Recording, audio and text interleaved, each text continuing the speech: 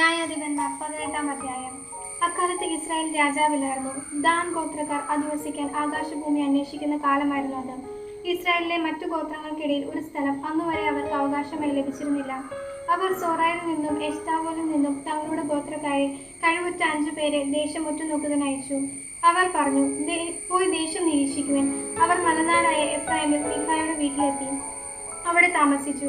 മീഖായുടെ ഭവനത്തെ സമീപിച്ചപ്പോൾ അവർ ആ യുവൽ ലേവ്യന്റെ ശബ്ദം തിരിച്ചറിഞ്ഞു. അവൻ അടുത്തു ചെന്ന് ചോദിച്ചു, നിന്നെ ഇവിടെ കൊണ്ടുവന്നതാര്? നീ ഇവിടെ എന്തു ചെയ്യുന്നു? നിന്റെ തൊഴിൽ എന്താണ്? അവൻ പറഞ്ഞു, മീഖാ ഇങ്ങനെ ചെയ്തു. അവൻ എന്നെ ശമ്പളത്തിന് നിർത്തിയിരിക്കുന്നു. ഞാൻ അവന്റെ പുരോഹിതനാണ്. അവർ അവനോട് അഭ്യർത്ഥിച്ചു, ഞങ്ങളുടെ യാത്രയുടെ ഉദ്ദേശം നിറവേറുമോ എന്ന് നീ ദൈവത്തോട് ആരാഞ്ഞറിയുക.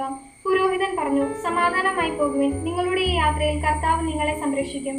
ആ 5 പേർ അവിടെ നിന്ന് പുറപ്പെട്ട് ലായിഷിലെത്തി.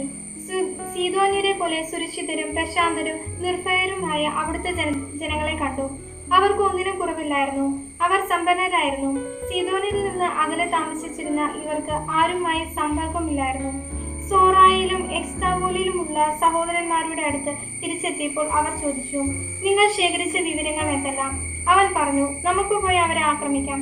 ഞങ്ങൾ ആ സ്ഥലം കണ്ടു. വളരെ ഫലപുഷ്ടമായ സ്ഥലം. നിഷ്ക്രിയരായിരിക്കാതെ വേഗം ചെന്ന് ദേശം കൈവശമാക്കുവിൻ. നിങ്ങൾ ചെല്ലുമ്പോൾ ശങ്കയില്ലാത്ത ഒരു ജനതയായിരിക്കും കണ്ടുമുട്ടുക. വളരെ വിശാലമായ ഒന്നിലും ക്ഷാമമില്ലാത്ത ആ പ്രദേശം ദൈവം നിനക്ക് തന്നിരിക്കുന്നു. ദാൻ ഗോത്രത്തിലെ ആയുധധാരികളായ 600 പേർ സോറായിലും എസ്താവോളിലും നിന്ന് പുറപ്പെട്ടു. അവൻ യൂദയായിലെ കിര്യാത്ത് യെയാരീമിൽ ചെന്ന് പാളയം പഠിച്ചു. ഇക്കാരണത്താൽ ആ സ്ഥലം മഹനേദാൻ എന്ന പേരിൽ ഇന്നും അറിയപ്പെടുന്നു. അത് കിര്യാത്ത് യെയാരീമിന് പടിഞ്ഞാറാണ്. അവിടെ നിന്ന് അവർ എഫ്രൈം മലനാട്ടിലേക്ക് കടന്ന് മീഖായുടെ ഭവനത്തിലെത്തി. ലായിഷ് ദേശത്തിന്റെ ചാരവൃത്തി നടത്തുന്നതിന് പോയിരുന്ന ആ 5 പേർ അവരുടെ സഹോദരന്മാരോട് പറഞ്ഞു, ഈ ഭവനങ്ങളിൽ ഒന്നിൽ ഒരു എഫോദും കുലവിഗ്രഹങ്ങളും ഒരു കൊത്തു വിഗ്രഹവും ഒരു പാർപ്പ വിഗ്രഹവും ഉണ്ട് എന്ന് നിങ്ങൾക്കറിയാമോ? എന്താണ് ചെയ്യേണ്ടതെന്ന് ആലോചിക്കുവിൻ. അവർ തിരിഞ്ഞു മീഖായുടെ ഭവനത്തിൽ താമസിക്കുന്ന യുവലേവിന്റെ അടുത്ത് ചെന്ന് കുശലം ചോദിച്ചു. പടുകൂപ്പുകൾ അണിഞ്ഞ 600 ദാൻകാർ പടിവാതിൽക്കൽ നിന്നു. ചാരവൃത്തി നടത്താൻ പോയിരുന്ന ആ 5 പേർ കടന്നു ചെന്ന് കൊത്തു വിഗ്രഹങ്ങളും എഫോദും കുലവിഗ്രഹങ്ങളും വാർപ്പ വിഗ്രഹങ്ങളും എടുത്തു. ആ സമയത്ത് പടിവാതിൽക്കൽ പുരോഹിതൻ ആയുധധാരികളായ 600 പേരോടൊപ്പം നിൽക്കുകയായിരുന്നു. അവർ മീഖായുടെ ഭവനത്തിൽ പ്രവേശിച്ച് കൊത്തു വിഗ്രഹങ്ങളും എഫോദും കുലവിഗ്രഹങ്ങളും വാർപ്പ വിഗ്രഹങ്ങളും എടുത്തപ്പോൾ, നിങ്ങൾ എന്താണ് ചെയ്യുന്നതെന്ന് പുരോഹിതൻ ചോദിച്ചു. അവൻ പറഞ്ഞു, മിണ്ടരുത്. വായ്പൊത്തി ഞങ്ങളുടെ കൂടെ വരിക. ഞങ്ങൾക്ക് പിതാവും പുരോഹിതനുമാവുക. ഒരുവന്റെ വീടിന് മാത്രം പുരോഹിതനായിരിക്കുന്നതോ ഇസ്രായേലിലെ ഒരു ഗോത്രത്തിനും വംശത്തിനും പുരോഹിതനായിരിക്കുന്നതോ ഏതാണ് നിനക്ക് നല്ലത്? പുരോഹിതന്റെ ഹൃദയം സന്തുഷ്ടമായി. അവൻ എഫോദും കുലവിഗ്രഹങ്ങളും കൊത്തു വിഗ്രഹങ്ങളും എടുത്ത് അവരോട് കൂടെ പോയി. അവൻ അവിടെ നിന്ന് തിരിഞ്ഞ് കുട്ടികളെയും കന്നുകാലികളെയും വസ്തുവകളോടൊപ്പം മുൻപിൽ നിർത്തി യാത്രയായി. അവർ കുറെ ദൂരം ചെന്നപ്പോൾ മീഖ അയൽവാസികളെ ഒന്നിച്ചു കൂട്ടി ദാൻകാരെ പിന്തുടർന്ന് അവരുടെ മുന്നിൽ കയറി. അവർ ദാൻകാരുടെ നേരെ അട്ടഹസിച്ചപ്പോൾ ദാൻകാർ തിരിഞ്ഞ് മീഖായോട് ചോദിച്ചു, ഈ ആളുകളെ കൂട്ടി വരാൻ നിനക്ക് എന്തു പറ്റി? അവൻ പറഞ്ഞു, ഞാൻ ഉണ്ടാക്കിയ ദേവന്മാരെ നിങ്ങൾ കൈവശമാക്കി എന്റെ പുരോഹിതനെയും കൊണ്ടുപോകുന്നു. എന്താണ് എനിക്കിനി ശേഷിച്ചിരിക്കുന്നത്? എന്നിട്ടും എനിക്ക് എന്തു പറ്റിയെന്ന് നിങ്ങൾ ചോദിക്കുന്നു. ദാൻകാർ അവനോട് പറഞ്ഞു, മിണ്ടാതിരിക്കുക. വല്ലവരും കോപിച്ച് നിന്റെ മേൽ ചാടി വീണ് നിന്നെയും കുടുംബത്തെയും കൊന്നു കളഞ്ഞെന്നു വരാം. ദാൻകാർ അവരുടെ വഴിക്ക് പോയി. തനിക്ക് ചെറുക്കാനാവാത്ത വിധം ശക്തരാണവർ എന്ന് കണ്ട് മീഖ വീട്ടിലേക്ക് മടങ്ങി. മീഖ ഉണ്ടാക്കിയ വസ്തുക്കളോടൊപ്പം അവന്റെ പുരോഹിതനെയും അവർ കൊണ്ടുപോയി. ശങ്കയില്ലാത്തവരും ശാന്തരുമായി ജീവിച്ചിരുന്ന ലായിഷിലെ ജനങ്ങളുടെ അടുത്ത് അവർ എത്തി. അവരെ വാളിനിരയാക്കി പട്ടണം തീവെച്ച് നശിപ്പിച്ചു. അവരെ രക്ഷിക്കാൻ ആരുമില്ലായിരുന്നു. കാരണം അവർ സീദോനിൽ നിന്ന് വളരെ അകലെയായിരുന്നു. അവർക്ക് ആരുമായി സമ്പർക്കമില്ലായിരുന്നു. ബെത്ലേഹോമിലുള്ള താഴ്വരയിലായിരുന്നു ലായിഷ്. ദാൻകാർ ആ പട്ടണം പുതുക്കി പണിത് അവിടെ താമസമാക്കി.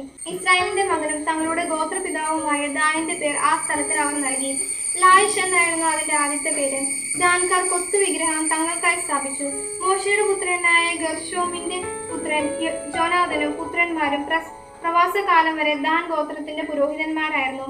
ദൈവത്തിന്റെ ആലയം ഷീലോയിൽ ആയിരുന്നിടത്തോളം കാലം മീഖ ഉണ്ടാക്കിയ കൊത്തു വിഗ്രഹങ്ങൾ അവർ അവിടെ പ്രതിഷ്ഠിച്ചു. ന്യായാധിപന്മാർ 18-ാം അധ്യായം. ചോദ്യോത്തരങ്ങൾ. ചോദ്യം 1.